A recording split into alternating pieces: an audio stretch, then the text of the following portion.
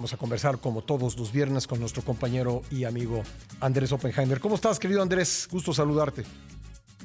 Hola Pascal, gusto saludarte. Bueno, pues el gobierno de México ya tenía problemas con Perú y Argentina y ahora los tiene con Ecuador. ¿Cómo la ves? Pascal, bueno, tú lo has dicho.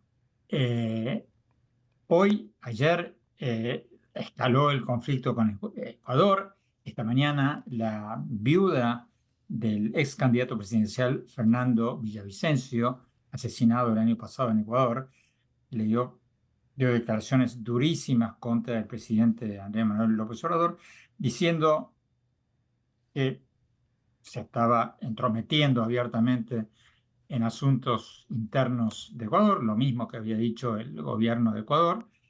El gobierno de Ecuador ha expulsado a la embajadora de México, la embajadora Raquel Sarur, y el argumento, Pascal, que está dando Ecuador, que es el mismo que yo escuché en Argentina. Recordás que la semana pasada estuve en Argentina, donde tuve una larga entrevista con el presidente Javier Milei, donde también tuvo duras palabras con el presidente López Obrador, lo llamó un ignorante. Eh, el argumento que están adelantando muchos de estos países es que México hace lo contrario de lo que dice hacer. En otras palabras, dicen, México siempre proclama la doctrina de la no intervención en los asuntos internos de otros países y no hace más que intervenir en los asuntos internos de otros países. Y, por ejemplo, en el caso de la entrevista que le hice al presidente Milei, que eh, provocó tanto revuelo, lo cierto es que Milei fue criticado por muchos por ser demasiado duro, atacar personalmente al presidente de México. Pero hay que recordar que el presidente de México, en plena campaña electoral de Argentina en noviembre, había apoyado abiertamente al rival de Milei, a Sergio Massa, el candidato oficialista, y lo había calificado al actual presidente argentino de ser un facho ultraconservador. De manera que los dardos envenenados, Pascal, Son venían como de ambos lados. boomerangs, ¿no? Claro, y Argentina consideró eso considera ahora el nuevo Ujú. gobierno, una abierta intromisión en los asuntos extranjeros de Argentina. Bueno, lo mismo está pasando en Ecuador, lo mismo ha pasado en Perú, y un dato que todavía no ha llamado mucho la atención en la prensa, en los medios, Pascal, pero que anoche estaba hablando con un alto dirigente de la oposición venezolana.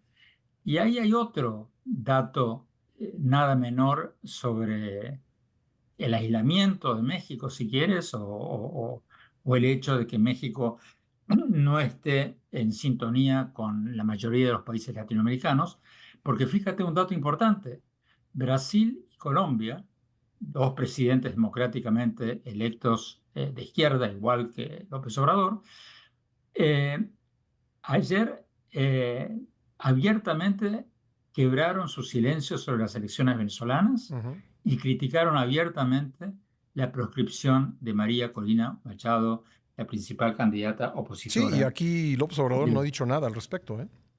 Y este alto dirigente de la oposición venezolana me decía que México es el único país Ujú. ahora, grande por lo menos de América Latina, cuyo presidente, cuyo gobierno no ha criticado esta farsa electoral que se está montando en Venezuela.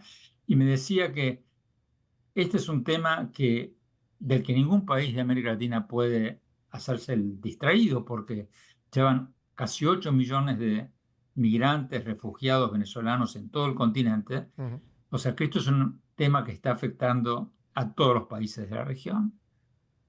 Sí, sí, porque he visto cálculos de que un pues nuevo fraude electoral podría llevar a una migración aún mayor, ¿no?